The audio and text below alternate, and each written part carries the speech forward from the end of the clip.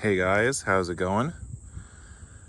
Wanted to finally bring you guys a video on the 2003 Ford F250 XLT Super Duty with a 6.0 Power Stroke V8. It is an extended cab short bed truck, and this I've had for about a year. There was about maybe 4 or 5 months where I had sold it to my youngest brother because he needed a truck, and then I bought it back off of him when he was done with it. But it's a 4-wheel drive. It's got a rough country lift on it. I'm not sure what size lift. It has 35-inch BF Goodrich mud terrain tires that, if you'll remember from a couple videos ago, was actually on my 2023 Wrangler, but I put that Wrangler back to stock. This is what the tires were used on. The rims are factory. They're not factory. They're factory for 05 and up, 06 and up Super Duty. They're 17-inch rims because that's the size rim that the Jeep had on it. This truck would have either had 16 or 18-inch. This truck specifically came with 16s from the factory. But in order to run the tires off the Jeep, I had to get 17-inch rims. Now, you might notice there's a gap in my little hub hole here. I had to put 2-inch spacers on the front of this truck to get these 17s to work. Reason being, in 2005, Ford switched from having the leaf spring front suspension to having coil springs. When they did that, the steering knuckle where the tie rod connects to got shorter, and they moved the offset of the rim farther inboard to increase the turning radius on these trucks. So when I went to put these on without the spacers, the rim was contacting the tie rod knuckle. Even if it wasn't, I wouldn't have been able to turn the wheel very far before my tire hit the leaf spring. So 2-inch spacer in the front, didn't have to do anything in the back. The back worked fine. So it kind of has that OBS Silverado stance where the front track width is wider than the back. Another thing, these are the 99 to 0304 center caps. You cannot run the 05 and up or 06 and up center caps in the back. They're too short. I don't know, they must have changed the full float hub width, but I tried putting the 05, 06 and up hubcaps on here, and it contacted the full floating hub before the cap got to the lug nuts. Obviously the outside, it's this red paint color. I'm not sure if this was a two-tone truck or not. You could see here, this is all bed liner. The truck was actually wrapped matte black. When I got it, you could see some of the wrap is still in there that I couldn't get to. I'm not 100% sure why, because the paint's really nice, except for a few spots.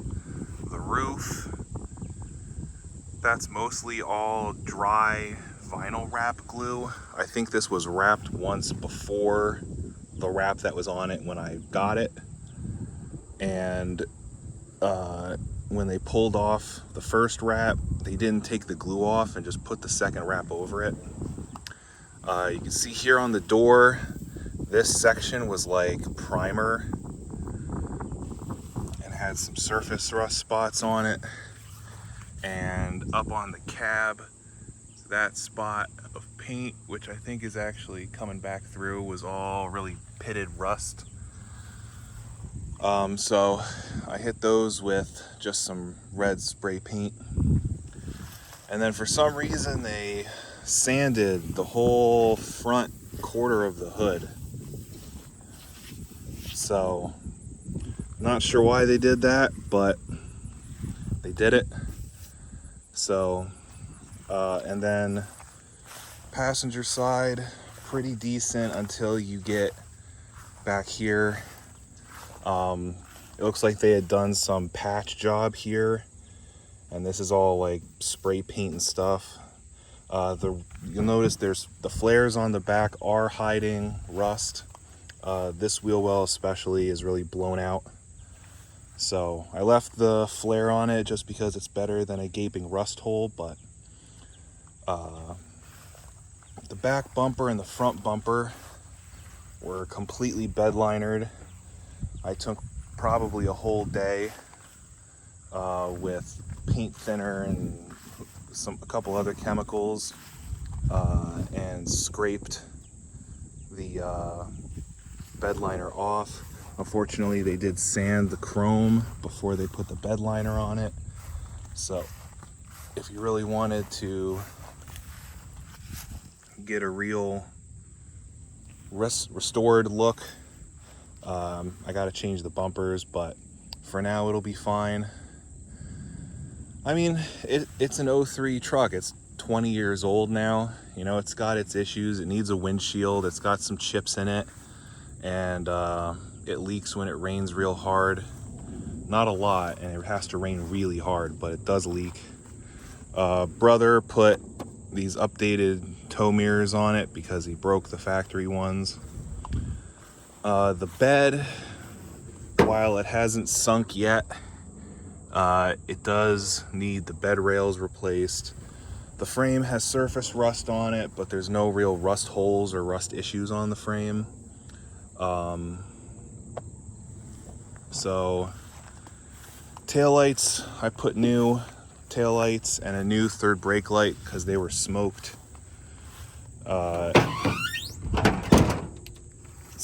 This is a factory bed liner.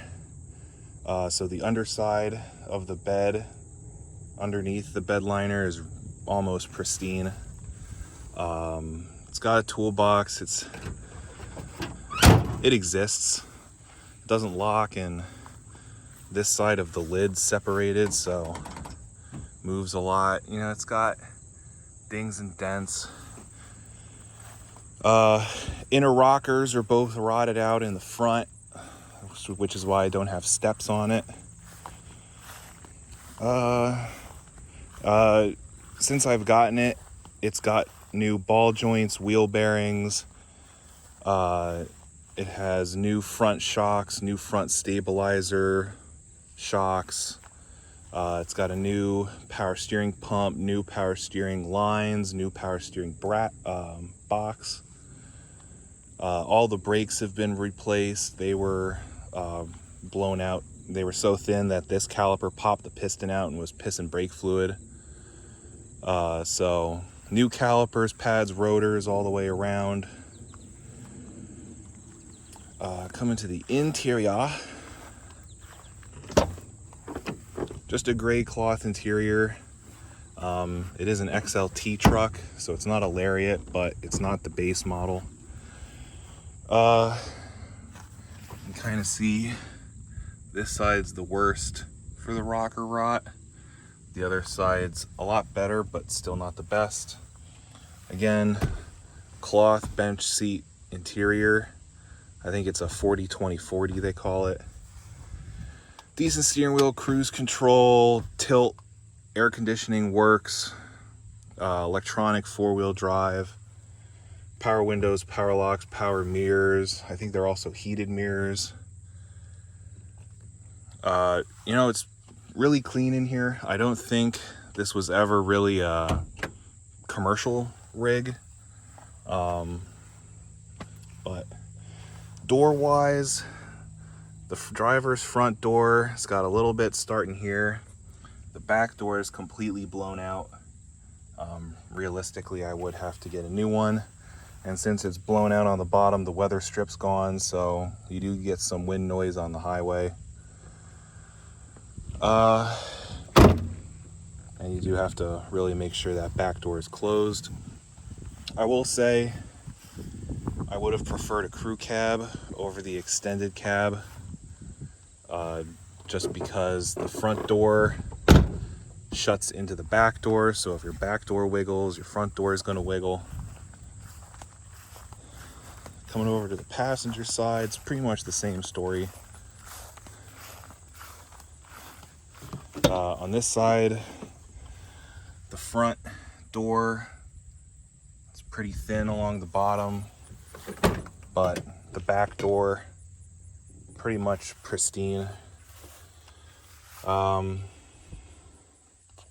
mean, yeah, not much to say. It's a clean interior, doesn't smell, isn't all gross.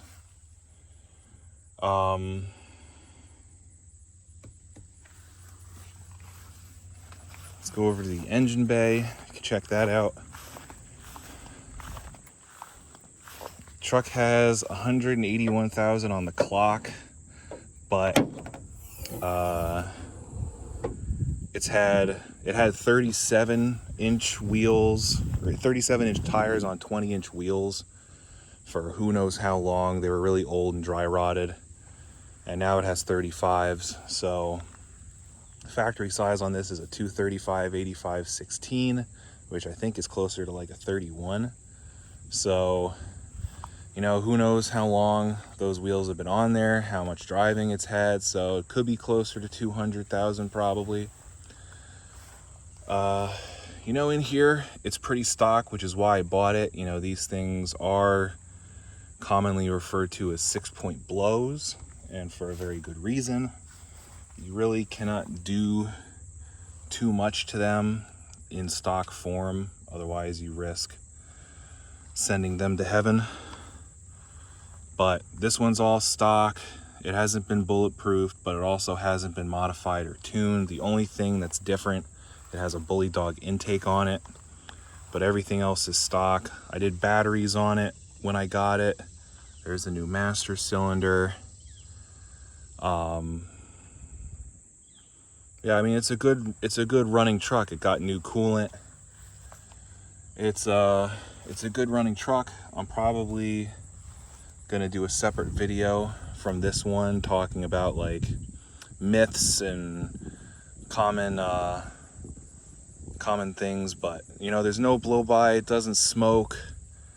It's a good truck, all things considered, but you know, it's stock, it's original, it's tired, not engine wise, but just visually. It did get new struts and a new vacuum pump as well when I got it. So why a Power Stroke? Why a Ford? It's actually a kind of a sentimental thing. Both of my grandparents on my mom's side I was very close to, and both of their last vehicles were 2003 Fords. My grandma bought a 2003 base model Mustang, and my grandfather bought a 2003 Expedition, and it was the last new car they both bought. And so I drove both of those back when they stopped driving, and the Mustang and the Expedition did me right. They did both, you know, wind up getting crushed because they did develop significant Ford related issues. But prior to this, I had a 70 Pontiac Le Mans. I was really into the muscle car gig my whole life, and then a couple years ago I just kind of fell out of love with the muscle car game. And you know, I wasn't into going to car shows, car cruises, wasn't into listening to old guys stand around and talk about whose car's worth more. So put it up for sale, and this guy sent me a message and said, hey, I got this 2003 F250 Super Duty. Do you wanna, I can trade plus cash. And I kind of saw that as a like a sign from the old heavens and all that stuff. So that's why I have it. This is gonna be a forever truck. I did sell it to my brother, but I debated briefly whether I wanted to sell it or trade it, but simply put, I've always liked these Super Duties. They are really big, and I do like the look and design of them on the outside. They look really tough. I like how the window swoops down. So if it's my forever truck, what's the plan? Well,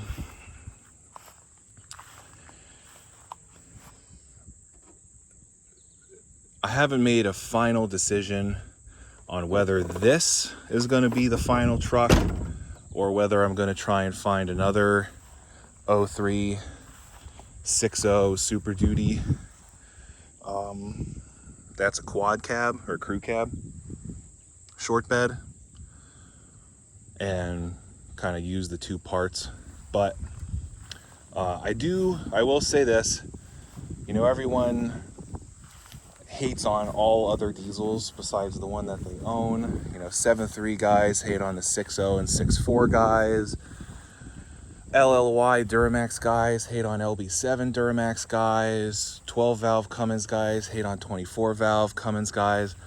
All diesels have problems. All trucks have problems. 2003 trucks will break down the same way as a 2023 truck will. The best diesel is the one you like, and the best diesel is the one you have. And you can like your diesel and just appreciate that somebody else likes theirs for the same reason you like yours. So I personally like the 6.0s over the 7.3s. The 7.3s really do sound like a school bus engine.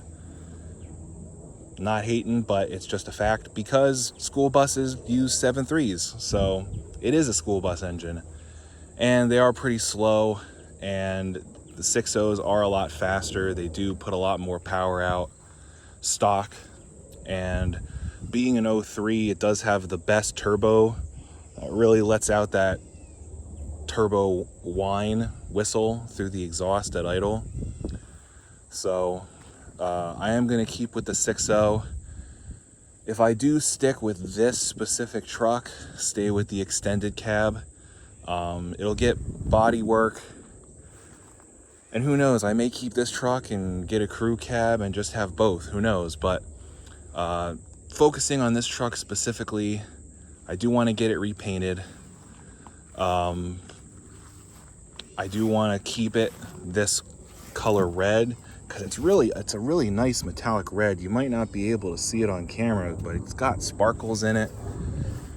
And my grandma's Mustang was red, so it kind of fits. If I was to go with any other color, it would be black because my grandfather's Expedition was black, so it would be one of those two. But get all the body work done on it, get it repainted red. Obviously we'll have to get some attention done on the doors, whether it's swapping the doors or whatever. Bed's gonna come off. Bed'll get new bed rails. I'll either have to get a new rear bumper or rear bumper brackets because this one is bent in on this side.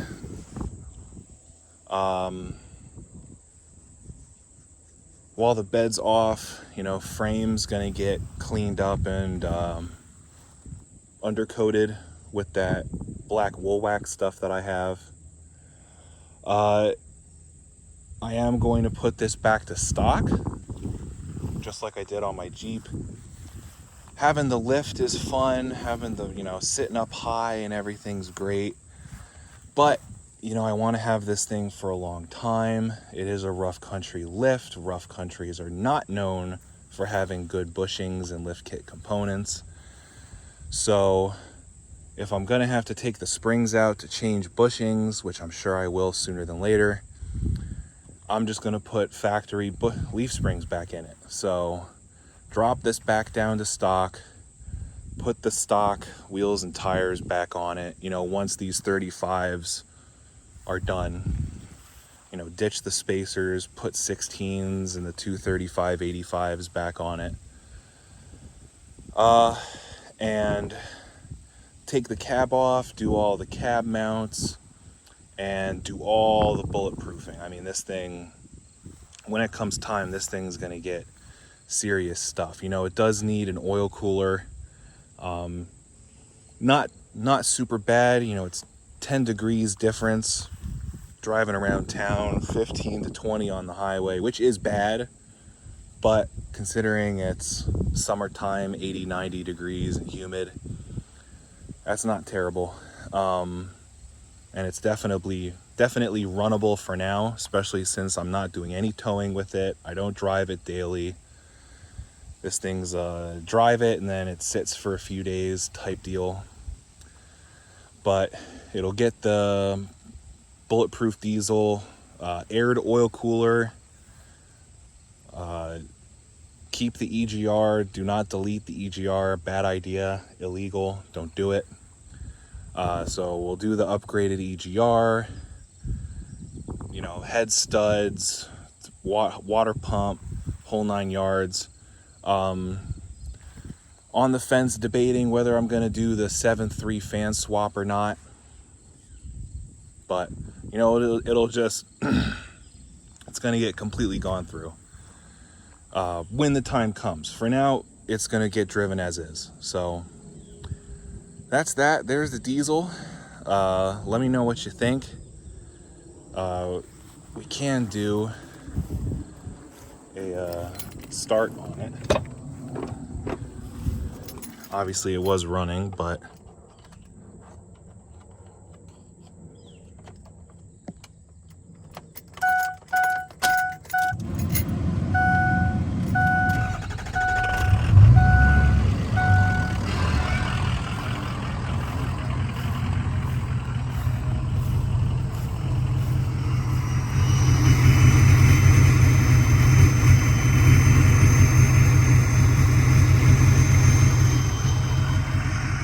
see you guys later.